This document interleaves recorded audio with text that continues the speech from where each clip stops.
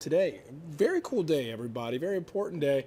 It's the release of the much anticipated memoir, Becoming, by former First Lady Michelle Obama. She's already shared details about her and the former president's relationship. She said they had to learn how to love differently.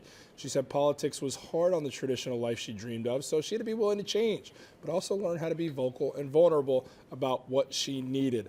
That's a little bit of a taste of what Michelle's thrown down right there. Pretty interesting, though.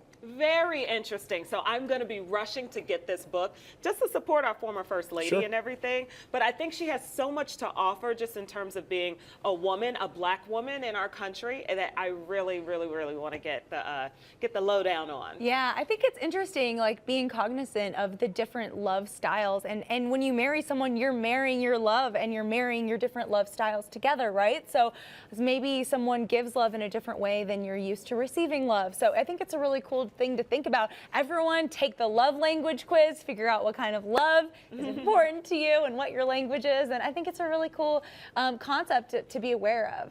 Yeah, I think it's really interesting to see two people successful in their own right that could stand alone as their own brands, as their own person, and be wildly successful. Michelle didn't need Barack, Barack didn't need Michelle, but yet they came together, and it's been a beautiful love story, one that there's even been a film made of. So I'm curious to see, as I feel like I'm somewhat successful in my own right, my fiance is incredibly successful, how to navigate those waters and still make it the best possible relationship without giving up who you are. And I think that's really interesting to me. So in this memoir, I think there's a little bit for everybody, more so than maybe some of the other ones. And that's why there's a deep interest for me, because look, Michelle could lead this country if that's the way she wanted to go.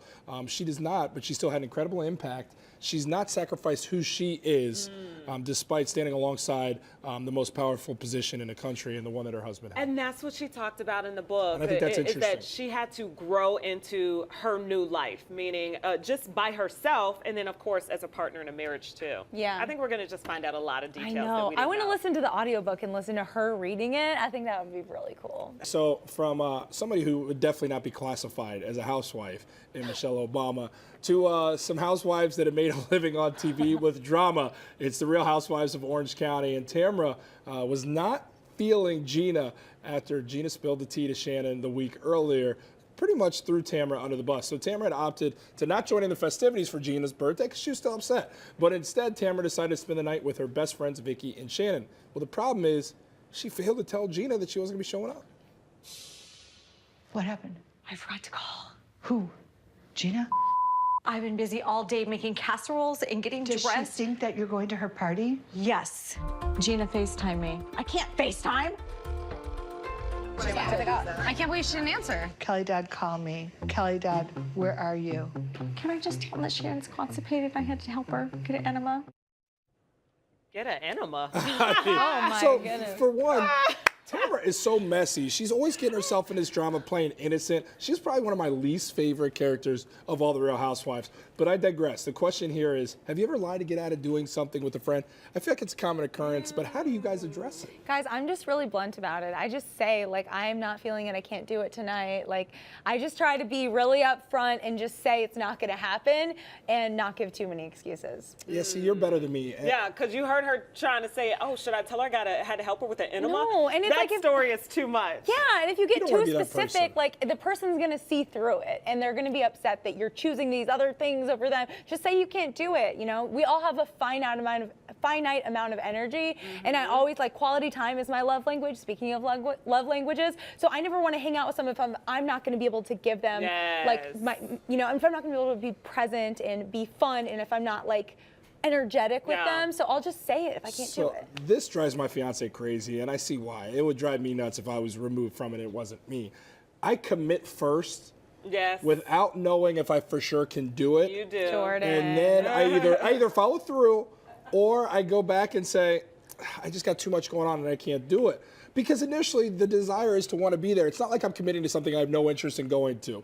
That sounds great. I want to be in. And then hopefully I can figure it out later to make it work. Yeah. It's not the way to approach it. I got to get better with that. It sounds like you have really good place. intentions. Yes. It comes from a good place. But I think that letdown for people, if they're like excited and they want to be there, that last minute letdown could be more detrimental. You're than staring through my what soul you as you're attended. saying this. Yeah, because we've been through this before. We've been through this Sometimes before. it takes me like a little while while to reply when someone asks me to make plans too, because I have to really think about if I'm going to be able to deliver on that. Yeah, I'm like you. I do not like to commit unless I know for sure, because I try to be a person of my word. But lately, I am getting very, very, a lot more specific with my time and selfish with my time, which is so important, and so important to learn how to do that. To be intentional about it. To be intentional about it, because I think about it, all of us in all of our lives are doing so much, and you can't decide for someone else what's too much or what's too little. Only they can. So before we go to break, help me out here.